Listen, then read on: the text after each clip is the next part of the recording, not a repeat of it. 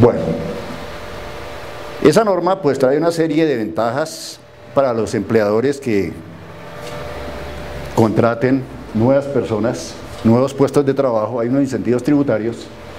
Adicionalmente eso también el gobierno, debido a la situación invernal, se pronuncia con respecto al impuesto de patrimonio, ¿no?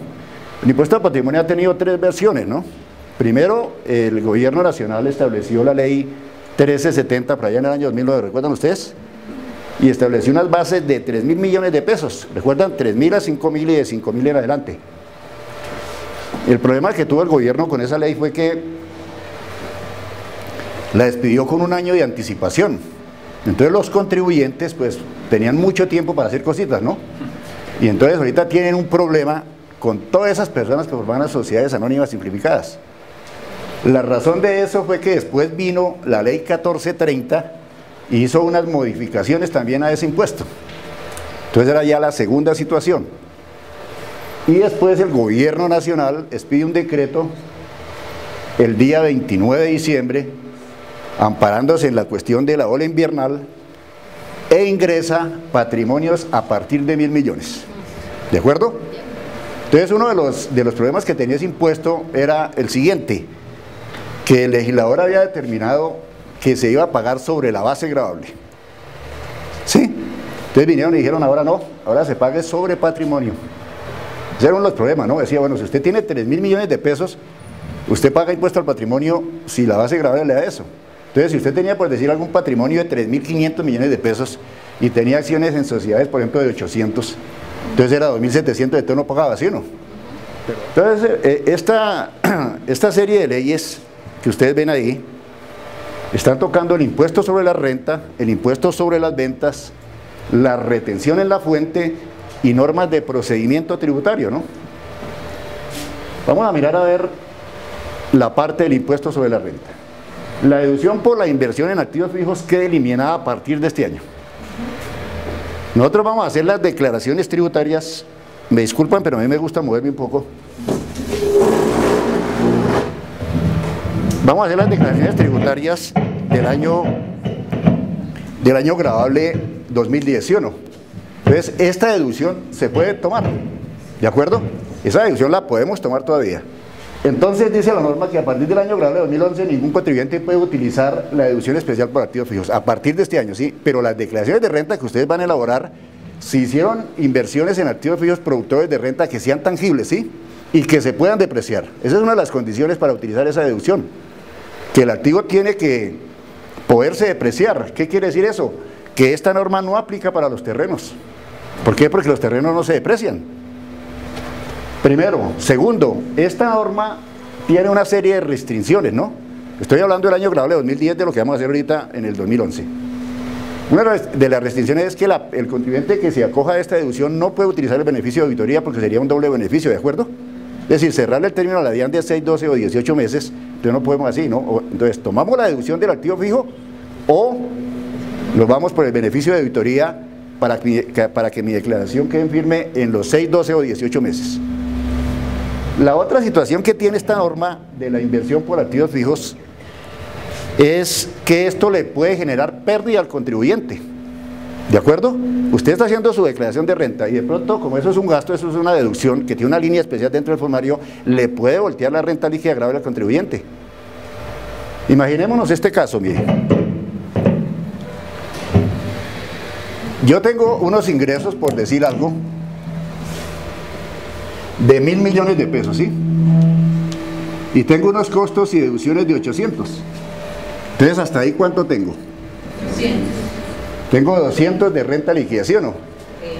Pero imaginemos que yo tengo una deducción por activos fijos de 300 millones de pesos. Entonces yo ya no tengo renta. ¿Ahora qué tengo? Una pérdida fiscal. Esa normatividad cuando salió decía que esa pérdida se podía contabilizar en cuentas de orden. Eso es novedoso, ¿no? Eso está vigente hoy en día. Y que sería un ingreso no constitutivo para la distribución de los dividendos a socios o accionistas. Fíjense usted lo beneficioso que era esa norma. Por eso era que la razón para que el gobierno hubiera eliminado esta norma, ¿sabe cuál fue? La generación del primer empleo donde hay tarifa 0%. Entonces no podía conceder un 30% de beneficio tributario por inversión de activos fijos y darles a los otros el 0%, ¿sí o no? Esta norma dice que a partir del 1 de noviembre habían unas personas unos contribuyentes que han presentado contratos de estabilidad jurídica. ¿Qué es eso? Esos son los contratos que se firmaron bajo la ley 967, hay aproximadamente unas 52 compañías, ¿no?, que están metidas allí, son grandes empresas, que suscribieron unos contratos con el gobierno para que no les modificaran los impuestos, ¿de acuerdo? Entonces, si la tasa de renta era el 30% y mañana en una reforma de tributaria decían que era el 50%, a esos contribuyentes no les podían aplicar el 50%, sino ¿cuánto? El 30%, porque era un contrato de estabilidad. Pero aquí en esta norma les dijeron, vea señores, usted puede seguir incluyendo la deducción de activos fijos, pero máximo por un término de ¿cuánto? De 3 años. Entonces lo están restringiendo a ese tipo de situaciones. La otra cosa que tenemos acá en esta deducción por inversión de activos fijos, que ya no aplica, repito, para a partir del 2011, es que si usted llega a vender, independientemente de que la norma fue eliminada, porque ya está derogada, ¿no? Está derogada, o sea, fue eliminada por el artículo 1 de la ley 1430, si usted llega a vender el activo fijo o lo deja de utilizar, le toca que le reintegre al Estado como renta líquida agradable con relación a la tasa de depreciación que le hace falta. ¿Qué sería eso en la vida práctica? En la vida práctica, pues eso sería lo siguiente, mire, usted compró un activo que le costó 1.000 millones de pesos. Vamos a suponer que le aplicó el 30%. Entonces usted lleva como gasto 300 millones. Esto es cierto lo que le estoy diciendo. Eso es una partida conciliatoria entre la utilidad comercial y la renta líquida agradable. ¿Qué quiere decir eso? Que no está en la contabilidad, pero sí está en la declaración de renta. ¿Sí es así o no? Es una partida fiscal. Entonces, ¿qué ocurre? Que independientemente que el gobierno dijo que ya no se podía utilizar la norma de la deducción de activos fijos, imagínese usted, hablemos de una máquina, vamos a ver que esta es una máquina. ¿Cuánto tiene de vida útil una máquina? ¿Ah? 10 años, ¿sí o no? Resulta que yo esa máquina a los 5 años me cansé con ella, digo ya por tecnología, y la vendo. Sí, a los 5 años la vendo. Hay que tenerlo muy presente. Entonces, ¿qué ocurre? Que el Estado me dice, señor, hágame el favor y me reintegra los 5 años que le quedan de vida útil de ese activo. Entonces yo llevé a mi declaración de renta 300 millones de pesos, ¿sí o no? Que era el 30% que me permitía la ley para el año 2010. Como me faltan 5 años, entonces me tocará llevarle 150 millones de pesos, ¿sí o no? O sea, el resto de la vida útil. O la proporcionalidad, si utilicé 2 años, entonces me tocará reintegrar 8. ¿De acuerdo? Entonces, ¿qué es lo que está pasando aquí en las empresas? Que está la cuenta número 15, ¿sí o no? Que se llama propiedad, planta y equipo. Allá nosotros tenemos que tener un control de esos activos fijos, pero así al milímetro, con ojo de lupa. Entonces allá tenemos activos totalmente depreciados, ¿sí o no? Tenemos activos que están en curso de depreciación, ¿sí o no? O sea que les falta vida útil. Y tenemos activos que tienen que beneficio tributario del 30%. Entonces hay que tener esa cuenta controlada. Porque si usted el día de mañana vende un activo fijo, lo primero que le va a tocar es ponerse a mirar a ver si ese activo tenía el beneficio del 30% o no lo tenía. Esta norma también trajo a unos nuevos señores no contribuyentes del impuesto a la renta. ¿Y cuáles son esos? Son los hogares comunitarios que están vigilados por el Instituto Colombiano de Bienestar Familiar y las asociaciones de adultos mayores. Esos señores, si usted llega por allá a trabajar en una entidad de esas, tiene que grabarse que este tipo de entidades no son contribuyentes del impuesto a la renta. Esa norma está amarrada también por allá con una partecita que dice que no los obliga a presentar la declaración de ingresos y patrimonio. Entonces esas dos entidades que ustedes ven ahí no son contribuyentes del impuesto a la renta y como tal no estarían obligadas a presentar la famosa declaración de ingresos y de patrimonio que les obligan a presentar a ciertas entidades. Eso es novedoso, eso es nuevo también, ¿no? Hay un cambio bien importante también en la parte de los asalariados. Recordemos que las personas naturales están divididas en 3 grupos. El primer grupo se llama asalariados, ¿sí o no? El segundo grupo se llama profesionales independientes. Y el tercero, la DIAN los calificó como contribuyentes de menores ingresos. El patrimonio para todos es igual. ¿En dónde está la diferencia? En los ingresos. ¿De acuerdo? En los ingresos. Y en que hay unos que les piden unas bases. Le dice, vea señor, si el 80% de sus salarios es por una vinculación laboral, entonces usted es asalariado. Pero si usted trabaja por honorarios, comisiones y servicios, entonces usted es un profesional independiente que sus ingresos están sujetos a retenciones en la fuente por servicios, por honorarios o por comisiones, ¿sí o no? Y no existe ese formulario 220 que se llama ingresos y patrimonio, certificado de ingresos y retenciones. Esa es la diferencia que existe. Entonces el legislador, ¿qué hace aquí? Sube la base. ¿Qué quiere decir eso? Que va a sacar un poco de asalariados declarantes. Esta base estaba como en 3.000 y pico de... Esto ahora todo está medido en unidades de valor tributario, ¿no? Entonces, ¿qué es lo que nosotros hacemos ahorita? Ahorita hay un conflicto con la cuestión de la modificación del salario mínimo. Porque resulta que hay muchas cifras que están medidas en salarios mínimos, ¿sí o no? Entonces habían dicho que era el 3.4.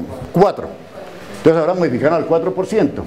El distrito, por ejemplo, había expedido la resolución de los salarios mínimos para las sanciones mínimas. Ya había salido esa resolución, la 563. Entonces ahora me imagino que le tocará expedir otra diciendo que ese valor va a ser reajustado ¿a qué? Al salario mínimo vigente. Otro caso se presenta con la Superintendencia de Sociedades. Allá, para saber si una persona está obligada a pasar informes, lo miden por 30.000 salarios mínimos vigentes al 1 de enero. Oíganme bien, no al 31 de diciembre, sino al 1 de enero. Entonces ahí seguramente también va a haber un cambio por ese ladito. Entonces, ¿qué pasa acá? Que el asalariado que no haya obtenido ingresos totales superiores a 4.073, eso va como 100 y pico de millones. ¿Quién tiene una calculadora, por favor? Yo tenía la cuenta ahí, pero... Entonces, ¿qué tomamos? 25.132, por decir alguna cosa, que es la unidad de valor tributario de este año. ¿Cuánto nos da 25.132, que es la unidad de este año, no? La del año pasado es 24.555. Y fíjense ustedes que esa base subió aproximadamente en 20 millones de pesos. 102 millones. ¿Cuánto? 102, 300. Exactamente, 102 millones. Claro que estos contribuyentes, recuerden ustedes que están sujetos a otro tipo de situaciones, a consignaciones bancarias, ¿sí o no? Este es el que le digo yo que va a empezar a hacer, es la piedra en el zapato, considero. ¿Qué dijo el legislador ahí? Que para efectos de la parte fiscal, eso sí lo aclaró, o sea, esto no tiene efectos contables, esto es como el impuesto diferido, ¿no? Es contable pero no es fiscal. Entonces aquí le dijo, mire señor, para yo poderle reconocer a usted los costos y deducciones, usted tiene que tener registrado eso por depósitos en cuentas bancarias, ¿sí? Giros o transferencias bancarias, cheques girados a nombre del primer beneficiario, tarjetas de crédito o otro tipo de documento que se inventa el gobierno. ¿Qué es esto en la vida práctica? Esto en la vida práctica es que va a desaparecer el efectivo. Mire, aquí hay negocios que usted le da a un tipo 50 millones. Él con los 50 millones de efectivo le paga a otro, ¿sí es así o no? Él le da a otro. Entonces esa plata dio la vuelta como por 5 personas, pero no quedó el rastro, digamos. Entonces la DIAN no sabe qué está pasando con eso. Entonces se inventaron este artículo 26 en la reforma diciendo que prácticamente esto tiene que estar direccionado por el sistema financiero. Pero la misma DIAN aclara que no elimina la situación de los pagos en efectivo, sino que siguen teniendo validez. Lo que pasa es que va a restringir al contribuyente para hacerle una aceptación. Entonces, esta norma nos va a llevar a que nos van a salir partidas conciliatorias entre la contabilidad y la renta líquida gravable. ¿Por qué? Porque nos van a rechazar una serie de cosas. Veamos a ver cómo es el asunto. Le dice reconocimiento fiscal de los pagos en efectivo que efectúen los contribuyentes o responsables. ¿Quiénes son los contribuyentes? Los del impuesto sobre la renta. ¿Y quiénes son los responsables? Los señores del IVA. Ahí hablamos así en esa forma, ¿no? Tenemos 3 impuestos, ¿no? Contribuyentes, los de la renta, los responsables del régimen común y el régimen simplificado. Y tenemos también a los señores agentes retenedores. ¿Quiénes son ellos? Los que practican la retención en la fuente, ¿sí? A los terceros o autorretenedores. Entonces mire lo que me dice. Dice, señor, yo le voy a aceptar a usted los pagos independientemente del número que usted haga. Usted puede hacer 500.000 pagos en el año en efectivo. Yo no me pongo bravo, le dice la DIAN. Pero lo voy a limitar en el año 2014. Óigame bien, la norma empieza a funcionar en el año 2014. Esto tiene un problema gravísimo. ¿Sabe cuál es? El problema de los costos cuando se venden los inmuebles. Ahí es donde está el lío. Ustedes normalmente toman una escritura y dicen ahí el valor de esta, el precio de venta. ¿Se ha visto que hay una cláusula ahí donde el número quinto, por decir algo, dice el valor de esta venta son 200 millones en efectivo? ¿Sí o no? Eso puede seguir funcionando, pero mire lo que le espera. Entonces nos va a tocar ahora, primer punto, decir, mire, el valor de esta venta son 200 millones girados con el cheque tal y todas esas cosas. ¿Sí? Nos toca tener un documento y no, mire la ley donde me está poniendo. El legislador sabe qué me va a decir. Bueno, señor, pues pague en efectivo, pero el día que yo venda ese activo no me va a aceptar el costo del 100%. ¿Sabe cuál costo me va a aceptar? Me va a limitar a estos parámetros. Grábense en esto y vayan pensándolo. No me van a aceptar el costo ya del 100%. Recordemos que hoy en día yo vendo un activo fijo y hay dos costos, el fiscal o el avalúo catastral, ¿sí o no? Alguno de los dos puedo escoger, el mayor de los dos. El artículo 72 del estatuto me permite tomar el costo, el avalúo catastral como costo fiscal, ¿sí? O me dice, señor, coja el costo fiscal y reajústelo, por ejemplo, este año por el 235, ¿no? Entonces, en la medida en que yo tenga más alto, neutralizo la ganancia ocasional, ¿sí o no? Es decir, entre yo más me acerque al precio de venta, menos impuesto le pago al Estado. Pero ahora viene esta norma y me va a colocar ahí una puerta y me dice, claro, si usted pagó en efectivo, entonces sus costos y deducciones estarán restringidos a esto.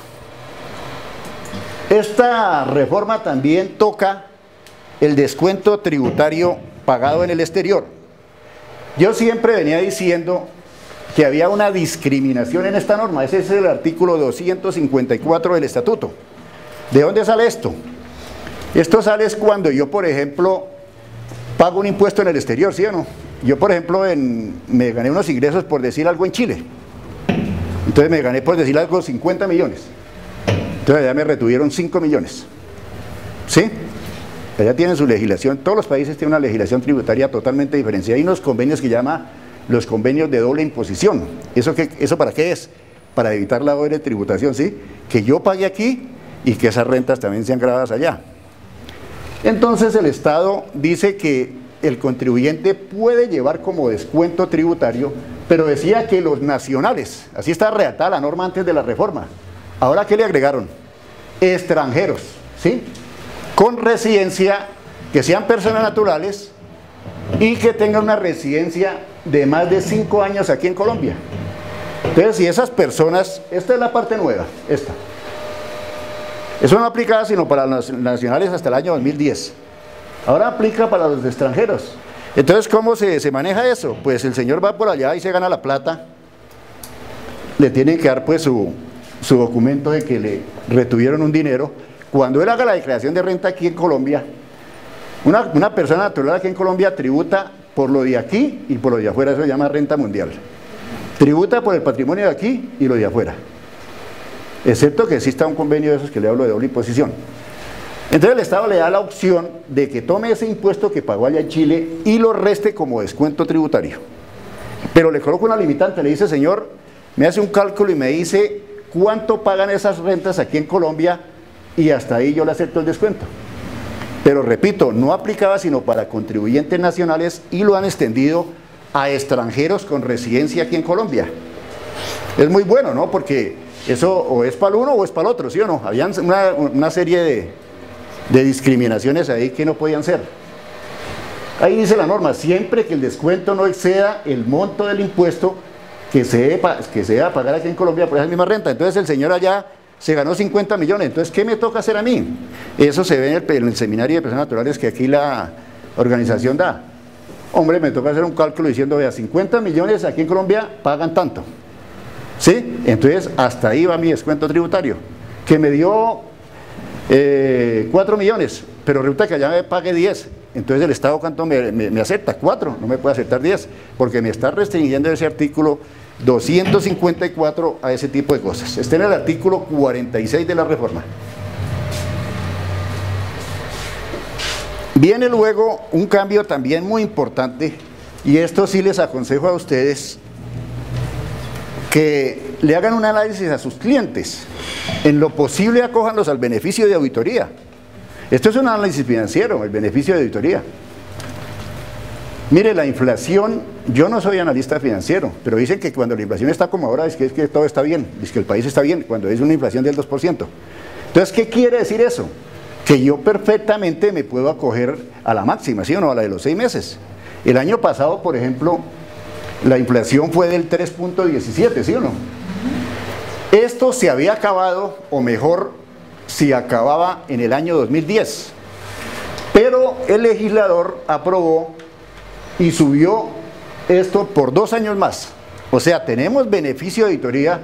Si quieren anotar la norma, si son tan amables, está en el artículo 689 raya 1 del Estatuto Tributario. Ahí es donde encuentran ustedes lo del beneficio de auditoría. 689 raya 1. ¿Qué dice ese artículo? Dice que al contribuyente le exigen una serie de requisitos. Por ejemplo, que tiene que presentar la declaración a tiempo, que tiene que pagar el impuesto dentro de los términos de los plazos que hay, ¿no? Yo me puedo acoger al beneficio de auditoría, pero si mi declaración se vence el 10 y la presento el 11, así ha aumentado 500.000 veces el impuesto, se me cae el beneficio. Que las retenciones de la fuente tienen que ser ciertas, que no me puedo acoger a la deducción por inversión de activos fijos, los que les expliqué al principio. Yo no puedo acogerme a un descuento del 30% y fuera de eso meterle el gol por el lado del término. ¿De acuerdo? Y otro caso es que la DIAN no le envía al contribuyente un emplazamiento para corregir. Si la DIAN le manda un emplazamiento para corregir al contribuyente, graves. ¿Y qué es un emplazamiento para corregir? Eso es cuando la DIAN tiene indicios de que ese contribuyente está haciendo cosas. Y la última novedad que tiene el beneficio fue una sentencia del Consejo de Estado que salió hace como año y medio. El Consejo de Estado se pronunció diciendo que si al contribuyente le mandan un requerimiento especial, se le cae el beneficio automáticamente también. Entonces viene el legislador ahora y nos dice, vea señor, si usted aumenta 12 veces la inflación, imagínese usted, esto estaba en 5 veces, ¿recuerda? 3 y 2.5, entonces ahora me dice, vea señor, aumente 12 veces la inflación, estoy hablando del 2011 hacia dónde, hacia el futuro, 7 veces o 5 veces, entonces su declaración le queda en firme en 6 meses, en 12 o en 18. ¿Qué quiere decir eso? ¿Que no lo van a revisar? No, lo pueden revisar. Es que la gente está pensando que porque se acogió al beneficio de auditoría entonces ya todo está tranquilo. No, le puede llegar el oficio faltando un día. Resulta que el beneficio de auditoría no se cuenta a partir de los plazos. Óigase bien, eso se cuenta es a partir de la fecha de presentación de la declaración. ¿Qué quiere decir eso? Que si el plazo empieza en agosto, yo puedo declarar en marzo, entonces me voy ganando ya marzo, abril, mayo, junio, julio, en agosto ya la tengo en firme. Pero si usted la presenta en agosto, entonces sería agosto, septiembre, octubre, noviembre, diciembre, hasta enero del año siguiente le va a quedar en firme. Entonces el beneficio de auditoría opera en la medida en que usted presente la declaración antes del vencimiento para irle ganando, ¿qué? Término a la DIAN. Hay una amnistía tributaria. Claro, reforma tributaria sin amnistía, pues eso como que no es reforma, dicen, ¿no? Yo no he visto la primera reforma tributaria en la cual no le den a los contribuyentes beneficios para que paguen, ¿no? Esto es como acelerar el recaudo de cartera y buscar por allá esos clientes que hace mucho rato no pagan. Resulta que aplica a periodos graduables 2008 y anteriores. O sea, esto no sirve sino para 2008 y anteriores únicamente. Le dice a la norma que pague dentro de los 6 meses siguientes. O sea que el plazo se vencería el 29 de junio de este año, porque la ley salió el 29 de diciembre. Dice que le pague lo que le debe a la DIAN más los intereses y las sanciones actualizadas. Claro, una deuda cuando lleva más de un año ya se la actualizan con una tabla que ellos tienen. Es de una tablita ya. Y no son solo los intereses, sino ese tipo de sanciones actualizadas. Entonces le dice, vea señor, si usted me paga, entonces ¿yo qué le hago? Le reduzco el 50% de los intereses y las sanciones. Usted me paga el principal, no le debo 50 millones de pesos. ¿Sí? Es que a veces vale más los intereses, ustedes deben observar eso en sus declaraciones, que el mismo capital. En cambio las sanciones van hasta el 100% en una declaración, ¿sí o no? Dice, liquida hasta el 100%. Y les dice que incurran en mora en el pago dentro de los 2 años siguientes a la fecha del pago realizado con reducción del 50%, entonces perderán el beneficio. Luego resulta que yo digo, bueno, sí voy a pagar, ¿sí? Voy a hacer el memorial y hacer todo ese tipo de cosas, pero incurro en mora. ¿Sabe qué está pasando ahí? Que una deuda tributaria caduca a los 5 años. Grábense en eso. A los 5 años el Estado ya no me puede cobrar, a partir de la fecha de que se hizo exigible el impuesto. ¿De acuerdo? El impuesto se hizo exigible hoy. Hoy estamos a ¿cómo? A 18 de enero, ¿sí o no? Del 2011. 12, 13, 14, 15. Si en el año 16 a mí no me dijeron nada, esa deuda ya queda condonada. Pero aquí, ¿qué pasó? Que le agregaron ¿cuánto? 2 años más a la fecha, porque el señor se comprometió a que iba a pagar el capital principal con una reducción, pero incumplió. Entonces el Estado le dice, vea señor, si entre los 2 años siguientes a la fecha del pago realizado con reducción del 50% no me cumple usted, pierde ¿qué? Automáticamente el beneficio. Ya no hay reducción del 50%, no hay nada. Sí. En esos casos la administración iniciará de inmediato el cobro del 50% de la sanción y de los intereses causados hasta la fecha de la obligación principal. Los términos de prescripción se empezarán a contar desde la fecha en que se efectuó el pago de la obligación principal. Lo anterior a la amnistía no aplica a quienes suscribieron acuerdos, unos acuerdos que habían creado por allá con la ley 1066 y que los incumplieron.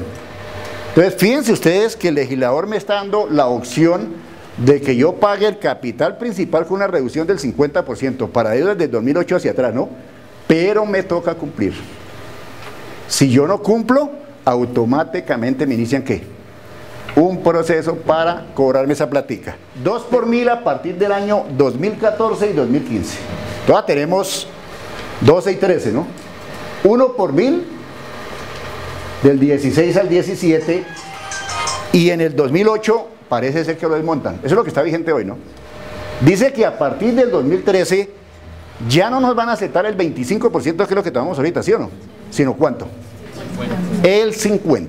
¿Qué quiere decir eso? Que a mí me toca que me certifique. Yo no sé por qué dicen que eso tiene que estar debidamente certificado si eso viene por una nota de débito en los extractos. ¿Sí es así o no? Sí, claro. ¿Qué quiere decir eso? Que mi certificación debe ser igual a eso. Entonces no deberían de pedir esa vaina, pero la ley dice que para poder aceptar eso tiene que estar certificado. Entonces, es decir, esto no es nuevo, ¿no? Esto ya viene funcionando. Entonces mandan ustedes una carta al banco, señor, hágame el favor y me certifica cuánto pagué por el gravamen en los momentos financieros, punto. En el año 2010, no, que pagó 1.000 millones, listo. Entonces le saca el 25%. Pero si está en el año 2013, entonces le saca ¿cuánto? 50%. Exacto. Vamos a ver ahora qué fue lo que trajo el impuesto al patrimonio. Resulta que el impuesto al patrimonio, ya les había dicho al inicio, fue creado por la ley 1370, o sea, la última versión. Esta ya ha tenido como 4.000 versiones ya. Entonces la última fue en el 2009. ¿De acuerdo? Bueno, mira lo que pasa. En ese año dijeron que al que el 1 de enero de este año tuviera 3.000 millones de pesos, esa fue la base, ¿recuerdan ustedes? Esa es la ley 1370. Digo, señor, si usted tiene 3.000 millones, entonces usted clasifica ahí. Ahí clasifica. Ahí no hay nada que hacer. Viene el decreto 4825 de ahorita, de hace 20 días, y dice, vea señor, si su patrimonio está entre 1.000 millones e inferior a 3.000, cuyo valor sea igual o superior a 1.000 millones e inferior a 3.000, entonces llegó y metió ahí un parámetro por debajo de esta base, ¿sí o no? Eso no existía. Dice la norma, artículo 4 de la ley 1370, esa es la normatividad. Sentencia de la Corte Constitucional del año pasado, C831, y el artículo 4 del último decreto. ¿Qué son esas normas? La primera fue la que lo creó, la segunda fue una sentencia, porque resulta que al legislador se le olvidó meter los aportes de sociedades, decía que se podían restar las acciones, entonces eso fue demandado allá ante la Corte, y la honorable Corte dijo, bueno señores, hay que tomar acciones y aportes en sociedades nacionales. O sea, las inversiones que yo tengo por allá, la ley me las permite restar para que la base sea menor y yo pague menos plata. Entonces, patrimonio líquido menos valor patrimonial neto. ¿Qué es eso de valor patrimonial neto? Pues, hombre, es coger el patrimonio líquido y dividirlo entre el bruto y me da un porcentaje, ¿sí o no? aplicárselo a las inversiones, esto es de tipo fiscal, y lo que me di ahí es lo que yo puedo restar. O yo le podría restar, en el caso de las personas naturales, los primeros 319 millones de pesos, ¿sí o no? De la casa o habitación del contribuyente. Eso me ayuda por lo menos a bajar un poco, ¿sí? ¿Cuáles son las tarifas ahora? Recuerdan que primero no había sino una sola tarifa, no, la de los 3.000 millones, ¿no? Ahora no.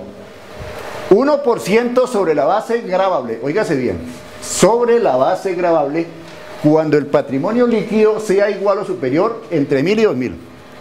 Claro, si un tipo tiene una casa en el norte que vale 1.500 millones, le resta 319, ¿cuánto le queda? 1.200, ¿sí o no? Al uno paga 12 millones. Es así de sencillo, sin ser analista tributario. Ese señor no contaba con eso, porque ellos hablaban de una base de ¿cuánto? Pero si fuera base gravable depurada, ahora dijeron no, olvídese.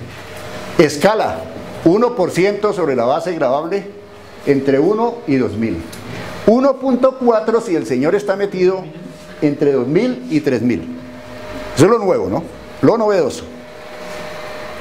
2.4 si está entre 3.000 y 5.000, y 4.8 si está superior a 5.000 millones. Una tarifa demasiado alta. Pero mire lo que pasa. Resulta que el Estado le cambió las reglas de juego a todos los contribuyentes. Se las cambió, porque esos señores habían hecho una planeación tributaria mirando no pagar impuesto al patrimonio o pagar sobre una base menor. ¿Sí es así o no? Pero mire lo que pasó adicionalmente a eso. Viene ese decreto de diciembre 29 y le aplica una sobretasa a los contribuyentes. Óigame bien. Entonces hagan este cuadrito, si son tan amables. De 1.000 a 2.000, ¿paga cuánto? Y ahorita vas a hacer el quiz. De 1 a 2.000. De 2.000 a 3.000, ¿cuánto paga? Ah, no, ustedes ya están duchos, 1.4. Esto hay que grabárselo, ¿no?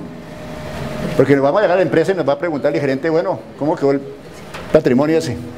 Hay empresas que tienen patrimonios de 100.000, 200.000 millones de pesos, 80.000, eso, imagínese usted cuánto vale eso. El estimativo de la DIAN, me decía un funcionario allá, son 13.000 billones. ¿Usted se imagina la cantidad de plata que van a arreglar con esto? Porque entró mucho nuevo contribuyente. De 3 a 5, ¿cuánto paga? ¿Cuánto? Entonces a ese 2.4, agréguele una sobretasa de ¿cuánto? 25. Esta era con la que no contaban. ¿Cómo es que dice el chavo? Que no contaban con mi astucia. Entonces agréguenle el 25%. Esto está en el último decreto, en el decreto 4825. ¿De acuerdo? Con eso sí no contaban, ¿no? Y si el señor está en 5.000 o más millones, ¿cuánto paga? Pero le agregamos ¿cuánto? El 25%. Dice que se declara en el formulario que le prescriba la DIAN. El formulario que se utiliza para estos eventos es el número 420, pero seguramente lo van a tener que cambiar porque con la cantidad de rollos que han hecho ahí. Entonces nos tocará esperar el nuevo diseño. Y dice que se paga, siguen sosteniendo que se paga en 8 cuotas iguales por del año 2011, 12, 13 y 14. Esto tiene una novedad, ¿no? Que se va a presentar una sola declaración, pero el impuesto ya está direccionado hasta el año 2014. ¿Qué pasaba del 2010 hacia atrás? Que había que hacer una declaración todos los años. ¿Sí es así o no? La diferencia que existe ahí, ¿no? Impuesto al patrimonio de sociedades que efectuaron procesos de excisión. ¿Qué es exigirse? Una sociedad. Es coger capital y abrirlo, ¿sí o no? ¿Qué es fusionar? Es coger 5 empresas y dejar en una que se llama la absorbente, ¿no? Que va a responder por todo. Claro, aquí hubo muchas empresas que se exhibieron, o sea, cogieron sus capitales y los abrieron. Entonces, ¿qué dijo el legislador? Señor, me hace el favor y me suma todo. Entonces la empresa tenía, pues decir algo, 10.000 millones y se dejó con 2.000 y abrió 4 sociedades de 2.000 millones. 4 por 2, 8 y 2.000, ahí están los 10.000, ¿sí o no? Entonces cuando estaba la base de los 3.000, pues no pagaba, ¿sí o no? No pagaba porque no lo cogía la base. Pero ahorita le ordena sumar, entonces dice que cada empresa responde de acuerdo a su base gravable. Ahí los mató en ese viaje. Entonces las empresas les aplican las tarifas del 1 si están en ese rango, del 1.4, del 2.4 o del 4.8. con la famosa sobretasa. Entonces, esos señores que hicieron ese tipo de procesos de extinguirse están graves con el decreto ese 4825. Mire lo que pasa ahora. Dice la norma: impuesto al patrimonio personas naturales o jurídicas que constituyeron sociedades anónimas simplificadas o otro tipo de sociedades de cualquier naturaleza jurídica. Ahí es donde está el lío problemático, donde la DIAN se deberá pronunciar. Mire lo que dice la norma. Dice: deberán sumar los patrimonios líquidos poseídos a 1 de enero del 2011 por las personas naturales y jurídicas que las constituyeron y por las respectivas SAS o sociedades o personas jurídicas constituidas con el fin de determinar si están o no sujetas al impuesto. Claro, es que imagínense ustedes este caso. Eso es incoherente y eso es inconstitucional. Yo no sé qué pasará con esos señores que formaron todo ese tipo de sociedades, pero la DIAN se tiene que pronunciar sobre eso, ¿no? Mire lo que está pasando ahí. Imagínese usted que hay una persona natural que tiene un capital de 900 millones de pesos. Yo, Heriberto Layton, tengo 900 millones de pesos. Y me dio por formalizar una SAS el año pasado. Entonces le coloco a la SAS 300 millones. ¿Sí? Aquí constituí la SAS. ¿Cuánto es mi patrimonio? Mi patrimonio son 900 millones, ¿sí o no? Eso es lo que yo tengo. Lo que pasa es que ahora tengo 600 millones y tengo una inversión en una SAS que vale 300. ¿Sí es así o no? Pero viene el legislador y me dice: vea, señor, 9 y 3, ¿cuánto es? 12. Entonces quedo metido en la base de 1000 y 2000. Eso es inconstitucional. Esto lo han, inclusive he leído comentarios. Esto va a ser seguramente, yo pienso que esto se tiene que caer, porque no es posible que me obliguen a hacer ese tipo de unión y entonces resulta que quedo pagando impuesto al patrimonio. Eso es lo que dice esa norma. La norma dice que, ve ahí, está resaltadito: las personas naturales o jurídicas que las constituyeron y cada una de las sociedades o personas constituidas responderán de acuerdo a la base, ¿sí o no? Si están entre 1000, el 1, el 1,4, las bases que ya hemos visto. Pero adicionalmente a eso les dice que las personas naturales o jurídicas que las constituyeron responderán por ese impuesto, más los intereses y la actualización a prorrata de sus aportes. Y de lo abajo lo que les estaba diciendo, dice ese parágrafo de esa norma, que será igualmente aplicable en todos los casos de fraccionamiento del patrimonio, independiente de la forma jurídica que se le dé. Esto, yo he estado leyendo mucho sobre esto del impuesto al patrimonio. Habían varias formas de bajar el impuesto al patrimonio. Por ejemplo, una de las formas, ¿sabe cuál era? Esas son legales, ¿no? Era distribuir utilidades. Entonces le hacíamos un débito a la cuenta 3 y le abonamos a dividendos por pagar. Entonces el patrimonio se me bajaba, ¿sí? No, perdón. ¿Sí estamos de acuerdo? Esa era una forma de bajar de eso. Había otra forma. Yo tenía efectivo. Tenía 5.000 millones disponibles. Entonces compraba acciones. ¿Sí o no? Entonces la ley me dice que las acciones de aporte en sociedades nacionales se pueden restar, ¿sí o no? Entonces ahí evadía, por decirlo entre comillas de alguna forma. Pero viene esta norma y me dice que cualquier fraccionamiento del patrimonio causará evasión. Entonces meten un lío jurídico a los contribuyentes en ese momento. Entonces hay que esperar. La DIAN no ha dicho nada. Ustedes saben que esos decretos de emergencia que sacan y todas esas cosas van a la corte a un estudio, o cualquier ciudadano puede demandar allá. Entonces hay que esperar el fallo, que seguramente debe salir a ver qué está pasando, porque mire, esto que le estoy explicando es incoherente. Mire, hay otro caso. Mire este caso. Esto es con una persona natural. Y esto es cierto, esto no es inventado. Hay una sociedad limitada, por decir algo, que tiene 500 millones de pesos. Y llegó y creó otra con 200. ¿Sí? Entonces resulta que la sociedad ahora tiene ¿cuánto? 300 y 200, ¿sí o no? Vea, 300 y 200. Entonces tiene 500 millones de pesos. Se acogió su capital y abrió 2 sociedades. O sea, hizo una escisión de su capital. Pero en el 2010 resolvió capitalizarse por algún factor. Y llegó y dijo: vamos a capitalizarnos en 700 millones de pesos. ¿Usted sabe qué está pasando aquí? Que 7 y 3, 10, y aquí hay 200. La ley me dice que sume. Entonces, ¿cuánto da el patrimonio? Entonces, esta sociedad quedaron metidas en la base entre 1000 y 2000. Eso es lo que está hasta hoy vigente. Entonces, al sumar esto, antes no tenían, o sea, no estaban calificando, ¿estamos de acuerdo? Porque estaban por debajo de la base. Pero resolvió capitalizarse la empresa. ¿Qué hizo? Aumentó su capital. Entonces, mire lo que le está pasando.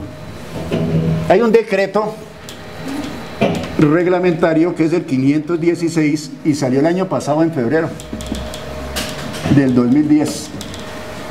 Ese decreto es el que ordena hacer la contabilización de las cuotas esas del impuesto al patrimonio, ¿sí o no? Contra la cuenta revalorización del patrimonio. ¿De acuerdo? Recuerden ustedes que eso es una cuenta de saldo crédito. ¿Y esa cuenta de dónde salió? Eso salió de los ajustes por inflación. ¿Sí o no? Ahí tiene que estar. ¿A quién aplicaba eso? A contribuyentes obligados a llevar libros de contabilidad o a las personas naturales. Entonces, cuando existían los ajustes por inflación, si eras persona jurídica o era una persona natural obligada a llevar libros de contabilidad, le tocaba hacer ajustes por inflación, ¿sí o no? Entonces, ahí nació esa cuenta. Ahí nació la cuenta revalorización del patrimonio. Entonces viene este decreto 516 del año pasado y me dice, señor, hágame el favor, vamos a suponer que el impuesto al patrimonio vale, por decir algo, ya sabemos que nos toca hacer esa depuración y todas las cosas que les he explicado, y yo sé que me vale 100 millones de pesos, mi impuesto al patrimonio me vale 100 millones de pesos. La ley me dice que lo paga en ¿cuántas cuotas? Entonces, ¿cuánto da esto? Eso nos dará ¿cuánto? 8 por 5, 40, como 12.500, ¿será para ahí? ¿Sí? Sí. ¿12.500? Entonces me dice, señor, hágame el favor y me paga eso en 8 cuotas de 12.500. Entonces me paga 2 anuales, ¿sí o no? Eso es lo que dijo la ley. Digo, me paga 2 cuotas anuales. Entonces me dijo, mire, usted puede utilizar la cuenta revalorización del patrimonio. Entonces, ¿qué hago yo? Mi impuesto ya vale 100, ya lo determiné, ya sé que me toca pagar eso. Pero vamos a suponer que esta cuenta tiene, por decir algo, 20 millones de pesos nomás. Entonces, ¿qué dijo el legislador ahí en ese decreto? Dijo, vea, hágale un dedito por los 20 y los 5 me lo lleva ¿a dónde? A gastos. Esa es la contabilización que ordenó el decreto 516. Si la cuenta no tiene saldo, usted no le puede evitar aquí porque no se le voltea. ¿Sí me hago entender? No puede hacer ese registro. Esta norma está en contravía de la ley 1314. ¿Usted sabe qué es la ley 1314? Son las normas de convergencia internacional. Y el artículo 4 de esa ley dice que las normas fiscales no se pueden meter en las contables. Ahí está en el artículo 4, pero aquí se están metiendo, fíjese usted. Entonces, ¿qué ocurre? El señor dice, vea señor, me hace ese tipo de registro y el resto me lo lleva a una cuenta de gastos. Entonces, si aquí tengo 1.000 millones, pues llego y prun. No tengo problema, ¿sí o no? ¿Qué es lo que está pasando ahí? Que se está bajando el patrimonio, ¿sí o no? Se está disminuyendo el patrimonio. Esa cuenta tiene un tratamiento especial, la cuenta revalorización del patrimonio.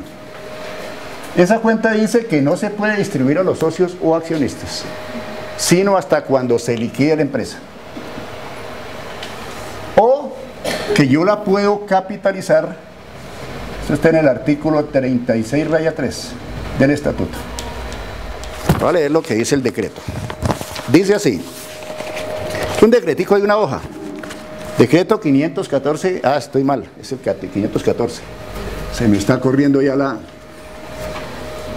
Dice lo siguiente, está modificándolo obviamente, como esto es una cuestión contable, esto está modificando al decreto 2649, que es el ordenamiento contable, ¿sí o no? Dice así, los contribuyentes podrán imputar anualmente contra la cuenta revalorización del patrimonio. Eso es lo que acabamos de hacer. Estamos imputándole a la cuenta revalorización del patrimonio el valor de las cuotas exigibles. ¿Cuántas me exigen a mí ahorita? No, 2. Quien dijo 8 tiene 0 en la conferencia. Entonces, 2 cuotas. ¿Sí? Yo ahorita voy a pasar haciendo el quiz. Bueno, dice lo siguiente. Dice, cuando la cuenta revalorización del patrimonio, es un decreto muy pequeño, no registre saldo, o sea, insuficiente. ¿Qué quiere decir eso? Que yo tengo allá 10 pesos y le voy a aplicar 50. Yo no puedo. Dice, sea insuficiente para imputar el impuesto al patrimonio, los contribuyentes podrán causar anualmente en las cuentas de resultado el valor de las cuotas exigibles en el respectivo periodo. ¿Sí me hago entender? ¿Queda claro eso? Pero le coloca una situación. Lo anterior sin olvidar. Siempre que una norma de impuestos diga sin perjuicio, se sobreentiende que diga sin olvidar las revelaciones que haya que hacer en los estados financieros. Entonces, claro, como esa plata no es mía, es que la plata del patrimonio, ¿sabe de quién es? De los accionistas, ¿sí o no? La plata que hay en el patrimonio es de los accionistas, o sea, el aporte social, la revalorización del patrimonio, el superávit por acciones, toda esa vaina que hay ahí, eso es de los accionistas, eso no es del revisor fiscal, ni el contador, ni el mensajero, no, eso es de los accionistas. Entonces me tocará en el informe ese que dice que las notas a los estados financieros son parte integral de este informe. ¿Se han visto ustedes en la ley 222 del Código del Comercio? Me tocará ahí en esa nota decir, vea señores, de acuerdo a esta normatividad, la cuenta revalorización del patrimonio fue afectada en 200 millones de pesos por efecto de la causación del impuesto al patrimonio del año tal. ¿Sí? ¿Para qué? Porque el señor dice, vea, tenía un patrimonio de 5.000 millones y ahora aparezco con 2.000, ¿qué pasó aquí? Aquí está pasando alguna vaina. O le metieron la mano a eso, o no sé qué pasará. Y entonces, esta norma me permite que le haga la revelación en los estados financieros. ¿Queda claro eso? Entonces, tocamos la cuenta revalorización del patrimonio. Si no nos alcanza, llevamos a los gastos. Pero haciendo la salvedad de que como esa plata es de los accionistas, entonces nos tocará decirle a los señores, mire, se nos bajó el patrimonio, pero vea, aquí está.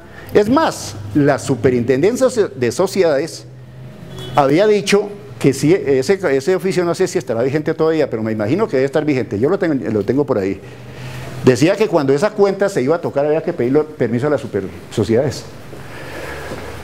Vamos ahora a mirar a ver cómo fue que se metió la ley de formalización del primer empleo en la parte de impuestos.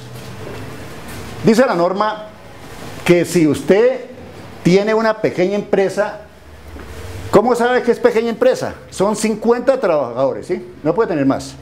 O unos activos que no superen 5.000 millones, ve, ahí están los salarios mínimos. Entonces nos toca, ¿qué quiere decir?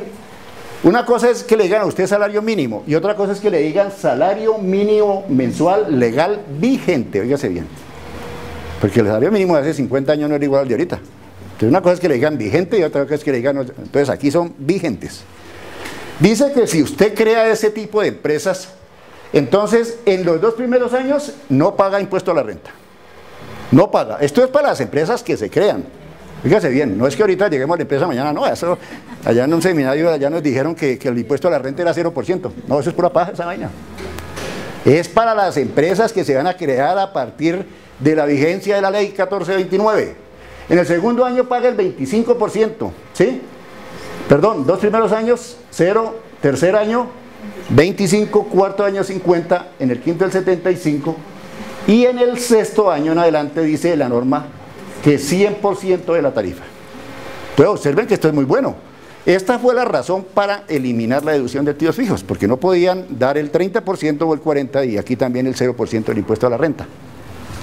Veamos a ver qué va a pasar.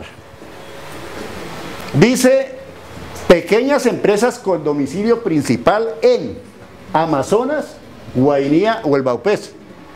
Entonces el legislador dijo, mire, los que estén allá, 0% en los primeros 8 años, y les extiende más el beneficio tributario.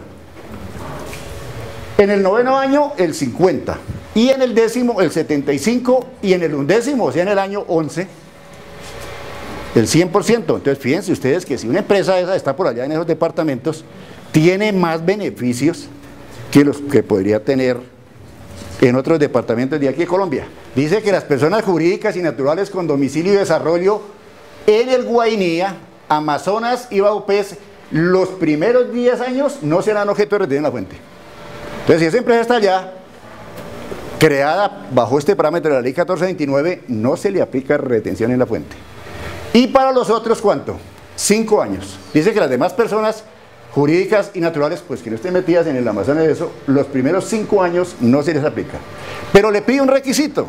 Le dice, señor, demuéstreme la calidad de agente retenedor y su inscripción en Cámara de Comercio, o me da el favor y me muestra el RUT. Recuerden que en el RUT nos dicen ahí, ¿no? Simplificado común, para terceros, exógena, toda esa vaina ahí. Entonces ahí nos toca verificar para poder acceder al beneficio. Bueno, para poder... Renta presuntiva, estamos hablando de lo nuevo, Dice que los titulares con domicilio en el Amazonas, dice, estarán sujetos al sistema de renta presuntiva a partir de ¿cuándo? Del año 11. Aquí se tributa en Colombia por la mayor de las dos, ¿sí o no? La ordinaria o la presuntiva. Ese es un beneficio bueno. Entonces yo miro cuál es la ordinaria, cuál es la presuntiva y tributo por la mayor de las dos. Y los demás, ¿a partir de cuándo? Del 6º año.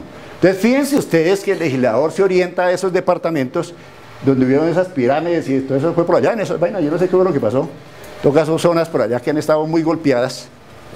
Y direcciona esos beneficios tributarios para que esas personas, pues, puedan desarrollarse un poco mejor, ¿no? Progresividad en el pago de los aportes parafiscales o de nómina. Dice la norma que si esos señores que se inician en esas actividades, que el aporte al SENA, o sea, los famosos parafiscales, dice 2 primeros años, 0%. Tercer año, el 25%. O sea, cogen a esos contribuyentes nuevos y no los obligan a pagar los aportes parafiscales al 100%, ¿sí? Sino les da un periodo de gracia. Le dice, vea señor, primer año me da favor y me paga, 2 primeros años no paga nada, tercer año 25%, es una escala progresiva hasta que los va llevando al 100%. Pero fíjese que si es en el Amazonas o Guainía, entonces arranca en los 8 primeros años. Hay que mirar todo esto, porque es que hay empresas, hoy en día la planeación tributaria tiene que estar direccionada a minimizar los impuestos, ¿sí o no? Entonces de pronto un contribuyente tiene una plata y dice, hombre, pues vea, metámonos allá, mira los beneficios de impuestos que tenemos. ¿Sí es así o no? Y no pagamos, pero eso quién lo sabe, el contador, el director de impuestos, el que está haciendo la planeación tributaria. La gente ese no sabe de impuestos, lo que le importa es que le lleven información para reducir la parte financiera, ¿sí? Entonces nos toca decirle, señor, si nos metemos en estos departamentos, vamos a tener este tipo de beneficios tributarios. Pero hay que explicarle todo ese rollo. Hay que explicarle todo ese rollo. Esos trabajadores que van a recibir allá, van a tener recreación, turismo y capacitación, ¿sí? Pero a partir del tercer año, dice la norma, dice, además de esos servicios anteriores, tendrán derecho a la cuota de ¿qué? Del subsidio familiar. O sea, inicialmente no tienen. Claro, eso es un beneficio bastante amplio. Entonces la ley dice, vea, a partir del tercer año van a tener eso. Y dice que cuando el empleador alcance el pleno aporte, o sea, cuando ya le toque tributar sobre el 100% para el cuarto año, entonces dice que van a garantizarle que ese trabajador tenga acceso a todo, ¿no? A todos esos beneficios que tienen esas cajas. Bueno, eso es muy bueno. La ley también nos manda al sector rural y urbano. Miremos a ver qué dice la ley acerca de eso. Dice que crea un descuento tributario para esos señores que vinculen, aquí es cuando vinculan personas nuevas, allá es que crean la empresa, ¿sí o no? Entonces el efecto en el impuesto de la renta es ese, ¿no? 0, 25, 75 y 100. Pero si el señor llega y vincula a personas que sean menores de 28 años, le dice que puede tomar la carga de esa parafiscal como descuento tributario, fíjese usted, ¿sí? En el impuesto sobre la renta, eso es muy bueno, porque me tocaría entonces hacer un análisis de cuáles son los nuevos puestos de trabajo y cuáles son los aportes parafiscales que me están generando esas personas para yo llevarlas como descuento tributario. Claro, cuando a mí en la renta me hablan de descuento tributario, es mejor que me hablen de descuento tributario y no de deducción, ¿sabe por qué? Porque es que la deducción toca la renta líquida ordinaria, ¿sí es así o no? En cambio el descuento tributario, ¿qué toca? El impuesto. Usted dice impuesto sobre la renta menos descuento tributario.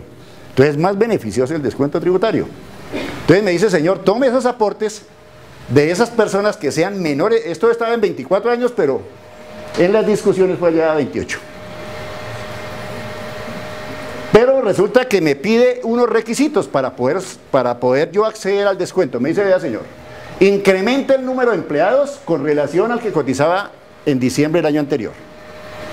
¿Y cómo se lo demuestro? Con la suma de los ingresos bases de cotización de sus empleados con relación a la nómina. O sea, a mí me toca tener una nómina que si yo incrementé los empleados, la nómina me daría 100 millones, al año siguiente no me pagar 90 y yo estar utilizando el descuento. No, la nómina tiene que haber incrementado, de resto no sirve.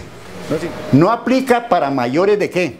De 28 años, porque la norma me está diciendo, señor, contrate de 28 para abajo. Tercero, aplica únicamente para empleos ¿qué? Nuevos, tienen que ser empleos nuevos, póngale cuidado. Los valores evitados como descuento tributario no pueden incluirse como costo de deducción, o sea, no puede haber un doble beneficio, ¿sí me hago entender? O sea, yo no puedo meter eso como descuento tributario y a su vez meterlo como de un costo de una deducción porque hay un doble beneficio. Y dice que no aplica a cooperativas de trabajo asociado ni a personal para ser reemplazado. O sea, llegaron y echaron, por decir algo a una persona, no vamos a reemplazar esto, no. Tienen que ser empleos nuevos. De lo contrario, eso no aplica. ¿Por qué? Porque si no, eso se vuelve un círculo vicioso, ¿sí es así o no? Saquemos 5 y los reemplazamos por 3. No, eso no sirve. Tienen que ser puestos de trabajos nuevos. De resto, no le aplica. Yo sé el caso para donde tú vas, pero esa situación no le genera ahí. O sea, ¿qué es lo que quiere aquí el gobierno? Que le generen los 2,5 millones de empleos que está hablando el doctor Santos, ¿sí es así o no? Eso es lo que quiere, no es más, pero empleos nuevos. ¿Cómo les va a controlar eso? Pues han creado en el Ministerio de la Protección Social un grupo de investigación precisamente para que atienda este tipo de cosas. Bueno, también ese beneficio tributario aplica para los sectores de desplazamiento y discapacitados. Ellos también tienen derecho a eso, fíjense ustedes. Yo lo que no veo muy viable es que la norma dice que para toda esa gente que está en zonas de desplazamiento y de reintegración, ¿sí o no? Un desplazado llega, eso salido por la televisión a pedir puesto y ahí mismo le van a dar la puerta por la cara. Ese tipo no nos sirve aquí, ese tipo viene de las FARC, de por allá, yo no sé dónde vendrá. Esta norma también la direccionaron a eso. Pero se me hace que en la vida práctica es como muy difícil de aplicar, ¿no? Entonces esos beneficios también aplican ahí. Hay una norma también que habla para las personas, aplica ese tipo de descuentos, los mismos que hemos visto, para mujeres mayores de 40 años, ¿no? Dice la norma que durante los 12 últimos meses no hayan tenido contratación laboral. Eso también tocaría verificarlo, ¿sí o no? O sea, si yo voy a utilizar un descuento tributario donde me dan ese beneficio, me tocará asegurarme muy bien como empleador que esa persona mayor de 40 años no estuvo vinculada laboralmente durante los últimos, ¿qué? 12 meses. De resto yo perdería el descuento. Bueno, o sea, ha estado sin contrato de trabajo. Esta norma también fue extendida. Entonces ya tenemos dos casos, ¿no?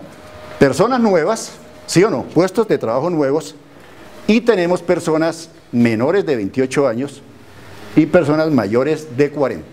Pero esta norma también aplica para nuevos empleados, ¿sí? Nuevos empleados que devengan menos de 1.5 salarios mínimos. Eso sería que si yo puedo contratar gente que se gana menos de 800.000 pesos más o menos, porque son 500 y 200 y pico, entonces también puedo gozar de ese tipo de beneficios. Esto a mí se me hace que el Departamento de Relaciones Industriales y de Personal va a tener un trabajo tenaz en las empresas donde de pronto se metan por ese lado, ¿no? Porque les va a tocar llevar un control de esa nómina, de cuáles son lo mismo que les decían los activos fijos, ¿no? Cuáles tienen descuento, cuáles están depreciados, cuáles tienen beneficio, bueno, todo ese tipo de cosas. O sea, perdón, ahí se aplicaría lo de la restricción, porque son nuevos empleados. Y si son todos ayudantes y ganan 600.000 pesos, entonces ahí se aplica. Sí, la norma está redactada así, habla de que nuevos empleados que deben menos de uno. O sea, ahí están midiendo trabajadores de ¿qué? Bajos ingresos. A partir de la promoción, esto es lo que estamos hablando de lo nuevo, ¿no? Esto no tiene nada que ver con el primer año, 0%. segundo año 50, tercer año 75 y cuarto año paga la tarifa normal que cada año dan las tarifas esos señores de la Cámara de Comercio. Entonces eso es muy bueno también, ¿no? Porque esos son gastos que tienen las compañías. Dice la norma que el personal requerido en toda institución o empresa pública o privada para el desarrollo de actividades misionales o permanentes no podrá estar vinculado a través de estas famosas cooperativas de trabajo social. Yo no puedo llamar a una cooperativa de trabajo, oiga señor, mándeme 50 obreros. No, ¿quién tiene que hacer eso? Una empresa de servicios ¿qué? Temporales. Entonces está restringida totalmente la situación. Dice que será objeto de disolución y de liquidación las cooperativas que hagan ese tipo de cosas, y el ministerio las va a sancionar con 5.000 salarios mínimos vigentes. Pero esa disposición está vigente a partir de ¿cuándo? Del año 2013, de julio de 2013. ¿Cuál es el cuento aquí? Que ninguna cooperativa de trabajo asociado podrá enviar trabajadores en misión a las empresas. Eso es una función de las empresas de servicios ¿qué? Temporales. Estos señores son del régimen tributario especial y tributan al 20%, ¿sí es así o no? Y los otros tributan a la tarifa normal del 33%. Esa es la gran diferencia que existe ahí. Bueno, pero también está metido ahí en la ley. Dice que el que suministre información falsa de todo eso que les he explicado de esa ley, le van a aplicar una sanción del 200% de los beneficios. Por eso les decía que para poder hacer ese tipo de vinculaciones de esos empleados y todas esas cosas hay que estar muy seguro. O si no, mire lo que le pasa. Le van a decir, señor, deberá pagar el valor de las reducciones que hizo en sus declaraciones de renta, y fuera de eso, adicionalmente a eso, lo vamos a sancionar con el 200% y le podemos abrir de paso una investigación de tipo penal. Eso es para colocarle ya el moño, ¿no? Entonces, por eso les decía ahí, cuando vayan a hacer ese tipo de contrataciones, hay que hacer una... No, que llegó una señora que tiene 45 años. Ah, sí, entrémosla ahí a que haga el tinto. Pero resulta que la señora salió antes de otra empresa. Graves. No, eso no podemos, nos tocará investigar que esa señora estuvo 12 meses sin vinculación laboral. Bueno, eso es lo que me dice la norma. Sigamos. La misma reforma dice que la retención en la fuente que se presente ahora sin pago total, óigase bien, entonces se hará por no presentada. Eso es novedoso, ¿no? Porque habían dicho que yo podía presentar la declaración y que si la DIAN no me mandaba un acto administrativo para decirme eso, entonces la declaración se da por no presentada. El legislador reversa el asunto y me dice, señor, si usted me presenta la declaración y no me la paga, se la doy por no presentada, pero le acepto que usted no me la pague si tiene un saldo superior a 82.000 UETs, que transformándolas en plata serían ¿cuánto? 2.060 millones, esa es la única salvedad. Tendría yo que demostrarle que tengo un saldo a favor antes de la declaración, ¿sí o no? O sea, mi declaración de retención de la fuente vale 100 millones, vale el impuesto. Y yo tengo un saldo de, como mínimo de 100 o de 150, ahí no pasa nada. Me dice, señor, dentro de los 6 meses siguientes hágame el cruce. Conclusión, declaración de retención en la fuente a pagar, excepto la salvedad de los, o si no se la dan por no presentada, ¿correcto? Eso es novedoso. Novedoso en la reforma. Perdón, ¿cuándo se genera el saldo? ¿El 31 de diciembre o el día que presentó la declaración? ¿El saldo de qué? Renta, el saldo a favor en renta. Tiene que ser antes. O sea, Antes. la renta. Claro, tiene que haber presentado antes, si no, no. Eso fue ratificado en un concepto de la DIAN. Viene lo novedoso, no obligados a presentar declaración. Ahora hay una cosa nueva, ¿no? Recuerda que la declaración de renta, la única salvedad de la Junta de Acción Comunal. Esa era la única salvedad, que creó la ley 1066. Pero viene la reforma y me dice, señor, si usted como agente retenedor no practicó retenciones en la fuente, entonces ahora no me presente la declaración. Y me dice que si de junio 29 del 2011 a los 6 meses siguientes, vea, me dice, vea, los agentes retenedores que no presentaron en cero la declaración desde julio de 2006, que fue cuando salió esa norma, entonces dice, vea, presénteme todas esas declaraciones para que nuestra cuenta corriente quede actualizada y yo le rebajo ¿qué? la sanción por extemporaneidad. ¿Qué es esto en la vida práctica? Que si ustedes dejaron de presentar 5 declaraciones, entonces ¿qué pueden hacer ahorita? Presentarlas sin extemporaneidad. ¿A que están debiendo plata? Sí, hay que pagar la retención. Eso no es que allá nos dijeron que no paguemos, no. Hay que pagar. Es que no le escuchamos, o sea, ¿se presentan o no se presentan? Se presentan. Mire, en la vida práctica, si usted debe una declaración de por allá de julio del 2009, ¿sí? Hoy. Entonces, ¿usted se le olvidó presentarla? No, porque no quiso, se le olvidó, el contador no vino ese día. Bueno, entonces usted la presenta ahorita, en este momento. ¿Qué es lo que le dice la norma? Dice que podrán presentar, dentro de los entes retenedores que no presentaron en ceros la declaración, entonces la puede presentar y no se sanciona, ¿sí? O sea, le rebajan la sanción por extemporaneidad, ¿de acuerdo? O sea, la presenta en ceros y no le cobran sanción. Pero caso diferente es que esta declaración tuviera un impuesto de 100 millones, ahí sí graves. Ahí sí pague todo. Ahí sí pague sanción y pague ¿qué? Y pague la fama. Entonces, mire, aprovechen esto. No será obligatoria en los periodos en los cuales esto aplica. Esto es una norma de procedimiento. ¿Qué quiere decir eso? Que el procedimiento se aplica inmediatamente. Entonces, si en diciembre no hubo retenciones que se vencían en enero, ya no es obligación presentar la declaración, porque era que nos obligaban a presentarla en cero. ¿Sí estamos de acuerdo? Bueno, el IVA pasa lo mismo, noviembre y diciembre. Como la norma salió el 29, aplica también. Y los que no presentaron en ceros, mira, ¿quién es el primero? ¿Tú? ¿Cómo te llamas? Marisol. Marisol me preguntaba eso, mira, en ceros. Entonces la ley me dice que la declaración desde julio, a mí desde julio me tocaba presentar en ceros, ¿sí o no? Pero se me olvidó. Entonces la ley me dice, señor, dentro de los 6 meses, presénteme esas declaraciones y yo no le cobro sanción por extemporaneidad. Cosa diferente es que yo deba retenciones, ahí sí no me pueden hacer ese. Me toca cogerme ese al plazo ese del 2008 hacia atrás, ¿sí recuerdan? A la amnistía. Bueno, sigamos a ver. De aquí nos vamos a las 11 de la noche, ¿sí? Retención en la fuente. ¿En qué artículo estaba lo que acaba de contar? La reforma tributaria. Ahí está, mire, artículo 20. Ahí, donde dice normatividad referenciada, es la ley donde el legislador me hizo la referencia. Ahora hay un nuevo mecanismo que va a ser autorizado por la DIAN a las entidades bancarias. Dice la norma que las retenciones en la fuente que deban efectuar los agentes de retenedores que determine la DIAN. Va a sacar una resolución a título de impuesto de renta y de IVA. Serán practicadas, óigase bien, y consignadas al Tesoro Nacional a través de ¿qué? De entidades financieras. Esto está pendiente, es un paso importante que va a suceder ahí. El agente retenedor deberá indicar la cuenta corriente o de ahorros a través de las cuales se deben de realizar esos pagos e indicarle a la entidad financiera los conceptos base de retención. O sea, yo como agente retenedor le voy a decir al Banco de Bogotá, yo no trabajo con el Banco de Bogotá, ¿no? Que me practique las retenciones y me las consignan a nombre de ¿quién? Del Tesoro Nacional. Pero para yo poder hacer esa situación, le toca que la DIAN me señale a mí en una resolución.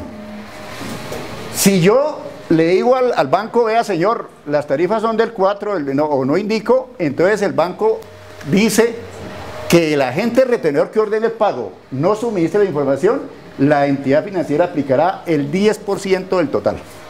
O sea, el banco me va a hacer ahora a mí las funciones como agente retenedor. Pero dice la norma que el gobierno nacional reglamentará esta disposición. Estábamos pendientes a ver qué va a decir el legislador acerca de eso. Eso es novedoso para la retención a la fuente. ¿Qué es lo que quieren hacer ellos? Que ese tercero, que ese agente retenedor llame al banco y le diga, señor, debíteme la cuenta de una vez y consígueme de ahí. Es como una medida de presión de recaudo. Es novedoso, pero falta retención sobre rendimientos financieros originados en créditos obtenidos en el exterior. Esta es una norma también que fue modificada. Dice que los pagos a bonos se encuentran realizados a personas que no son domiciliadas en el país, originados en créditos o en contratos leasing, se les va a aplicar de ahora en adelante el 14%. ¿Qué es un contrato leasing? Es un arrendamiento, ¿sí o no? Que puede ser operativo o puede ser financiero. Entonces señalan una tarifa del 14%. Sigamos. Son normas de retención. Observe que esto viene en orden. Hemos visto las normas de renta, ¿sí o no? Sí. Estamos ahora metidos con la retención de la fuente. Esos leasing también hablan de que los pagos o bonos se encuentran en contratos de aeronaves, helicópteros y aerodinos estarán sujetos a una retención del 1. Esa es otra tarifa que trae la reforma tributaria. Hay una situación que está por allá metida en un artículo. Si ustedes han leído el estatuto tributario, hay un artículo que es el 25, si no estoy mal, que habla de los ingresos que no son de fuente nacional. Esos ingresos, la ley dice que si se ajustan a estos literales, antes estaban sujetos a retención en la fuente, ahora en esta reforma dijeron que no estaban. Entonces hay que, sí, míralo aquí, artículo 25, pensé que no lo había referenciado, pero sí, ahí está. Hay que ir a ese artículo y mirar cuáles son esos literales. Por ejemplo, los intereses que generan las Exacto. money market en el exterior, Exacto. estarían sujetos a retención. Es correcto. Si tiene un CDT en el exterior, pues y genera intereses, no estaría sujeto a retención. Exactamente. Antes de esta norma sí estaban sujetos, es pero correcto. ¿cómo lo controlaban si eso se depositaba y se reinvertía en el exterior? Porque ahora que la ley lo tenía explícitamente ahí. Hay que leer todo el artículo, ahí decía que eran considerados de fuente nacional, todos esos empréstitos y todas las cosas. Hay que mirar el artículo 25. Pero de fuente nacionales si hubieran salido los recursos de aquí para el exterior y luego reintegrarlos. No, cuando los recursos vienen del exterior hacia acá, hacia el país, eso primero tiene una retención en la fuente del 3%, pero eso fue eliminada para incentivar la inversión extranjera. ¿De acuerdo? De acuerdo. Pero es que estos de retener en la fuente, que dice que no se consideran son los intereses o cánones de arrendamiento que anteriormente sí estaban sujetos. ¿Sí me hago entender? Entonces, ¿cuál es el cambio? La reforma habla ahora de los cánones de arrendamiento o los intereses de leasing originados en créditos obtenidos en el exterior. Vamos a cerrar aquí la parte de la charla con una norma muy importante para los trabajadores independientes. Y es la siguiente. Esto sí tuvo un cambio demasiado fuerte, ¿no? Resulta que esta reforma dice que cuando un trabajador tiene un solo contrato de prestación de servicios,